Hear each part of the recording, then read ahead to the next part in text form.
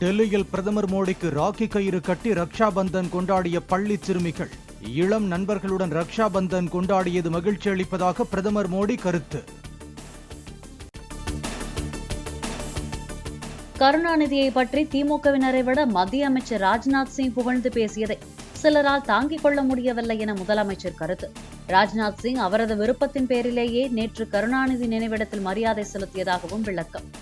குறிக்கத்தக்கக்கூடிய உரையாக அந்த உரை அமைஞ்சு, கலைஞரை இந்த அளவுக்கு புகழணும், பாராட்டி பேசணுன்ற அவசியம் அவருக்கு இல்லை, தேவையும் இல்லை அவருக்கு. ஆனாலும் பேசினார் என்றால் உள்ளத்திலிருந்து உண்மையை பேசினார் அமைச்சர் ராஜ்நாத் சிங் அவர்கள். இதை சிலரால் தாங்கிக்க முடியல. பாஜகவுடன் ரகசிய உறவு வைக்க வேண்டிய அவசியம் திமுகவுக்கு இல்லை என முதலமைச்சர் கருத்து. அனைவருக்கும் உரிய மரியாதை கொடுப்போம், ஆனால் உரிமையை ஒருபோதும் விட்டுக் கொடுக்க மாட்டோம் எனவும் பேச்சு. ராஜ்நாத் சிங் அவர்களை நாம் அழைச்சதுனால ஏதோ பாஜகவோட நம்ம உறவு வச்சுக்க போகிறோம் அப்படின்னு ஒரு செய்தியை கிளப்பி விட்டுருக்காங்க. நாங்கள்லாம் ரகசிய உறவுலாம் வச்சுக்க வேண்டிய அவசியமே இல்லை. மத்திய அரசு நடத்தும் நிகழ்ச்சி என்பதால் ராகுல் காந்தியை அழைக்கவில்லை என முதலமைச்சர் விளக்கம். மறைந்த எம்ஜிஆர் நினைவு நாணய வெளியீட்டு விழாவுக்கு EPS அழைத்தும் மத்திய அமைச்சர்கள் யாரும் பங்கேற்கவில்லை எனவும் விமர்சனம்.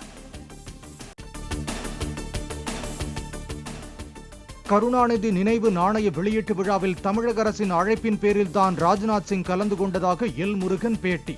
தமிழக அரசு நடத்திய நிகழ்ச்சியில் ராஜ்நாத் சிங் பங்கேற்றதில் எந்தவித அரசியலும் இல்லை என்றும் விளக்கம்.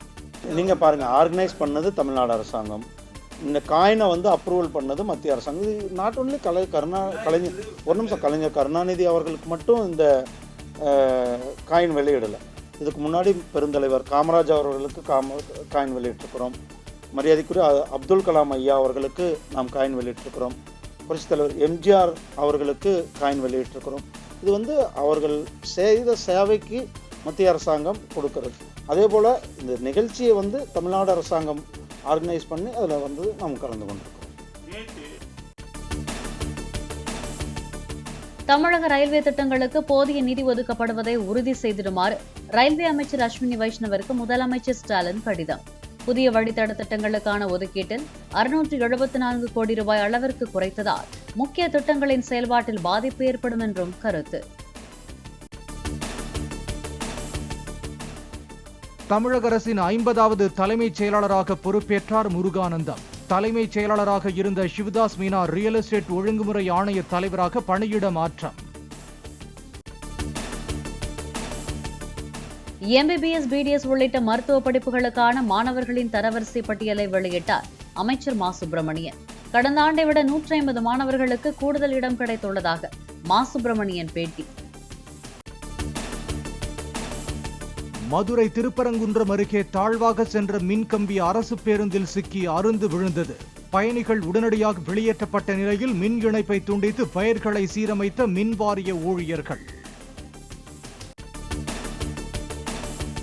கன்னியாகுமரி மாவட்டம் சுசீந்திரம் அருகே தூத்துக்குடி செல்வம் என்ற ரவுடியை துப்பாக்கியால் சுட்டு பிடித்த போலீசார். 28 வழக்குகளை தொடர்புடையவரை கைது செய்ய சென்றபோது அரிவாளால் தாக்கி தப்ப முயன்றதால் சுட்டு பிடித்ததாக போலீசார் விளக்கம். கிருஷ்ணகிரி மாவட்டம் கந்திக்குப்பத்தில் தனியார் பள்ளியில் 12 வயது சிறுமி பாலியல் பலாத்காரம் செய்யப்பட்ட வழக்கில் போலி NCC பயிற்றுனர் கைது. பெற்றோரிடம் சொல்லக்கூடாது என மாணவியை மிரட்டியதாக பள்ளி முதல்வர், தாளாளர் உட்பட மேலும் 10 பேர் கைது. புதுச்சேரி ஜிப்மர் மருத்துவமனையில் இன்று முதல் வெளிநோயாளிகள் பிரிவு காலை 8 மணி முதல் 10 மணி வரை மட்டுமே இயங்கும் என அறிவிப்பு. கொல்கத்தாவில் பெண் மருத்துவர் கொலை செய்யப்பட்ட சம்பவத்தை கண்டித்து தொடர் போராட்டம் நடந்து வரும் நிலையில் முடிவு. நாணய வெளியீட்டு விழாவில் பங்கேற்றதால் தான் ராஜ்நாத் சிங்கை முதலமைச்சர் புகழ்ந்து பேசியதாக சீமான் கருத்து. 100 ரூபாய் நாணயத்திற்காக மத்திய அரசுக்கு நன்றி தெரிவித்த முதல்வர் தமிழ்நாட்டிற்கு நிதி வழங்காதது குறித்து கேள்வி எழுப்பாதது ஏன் எனவும் வினா. 100 ரூபா நாணயம் வெளியிட்டதுக்கு நன்றினா தமிழ்நாட்டுக்கு தர வேண்டிய நிதிநிலை அறிக்கையில் நிதியை ஒதுக்காததுக்கு என்ன சொல்லுவீங்க? நன்றின்னு சொல்லுவீங்களா இல்லை வேற ஏதாவது சொல்லுவீங்களா? வந்துட்டாரா அப்புறம் அவர் 2 வார்த்தை புகழ்ந்து பேசணும்ல. நாணயம் வெளியிடுறதுக்கு நீங்கள் தான் தகுதியான ஆள் சொல்லிட்டு போக வேண்டியதானே தம்பி. இதான் தம்பி பாசிச எதிர்ப்பு. கும்பகோணம் கோவில் குளங்களில் உள்ள ஆக்கிரமிப்புகளை அகற்றாவிட்டால் மாவட்ட ஆட்சியர் நேரில் ஆஜராக நேரிடும் என உயர்நீதிமன்றம் எச்சரிக்கை. ஆக்கிரமிப்பாளர்களுக்கு மாற்று இடம் வழங்கிய தஞ்சை ஆட்சியர் அப்பதவியில் இருக்க தகுதியானவர் கிடையாது என்றும் நீதிபதிகள் கருத்து. 20 லட்சம் ரூபாய் வாடகை வாக்கி தராமல் யுவன் சங்கர் ராஜா வீட்டை காலி செய்ய முயன்றதாக வீட்டு உரிமையாளர் புகார் அளித்த விவகாரம் சட்ட ரீதியாக எதிர்கொள்ளப் போவதாக யுவன் சங்கர் ராஜா வக்கீல் நோட்டீஸ் அனுப்பிய நிலையில் அவர் தரப்பு விளக்கத்தை கேட்க போலீசார் முடிவு. தஞ்சாவூர் மாவட்டம் பாப்பாநாட்டில் இளம்பெண் கூட்டு பாலியல் வன்கொடுமை செய்யப்பட்ட வழக்கு.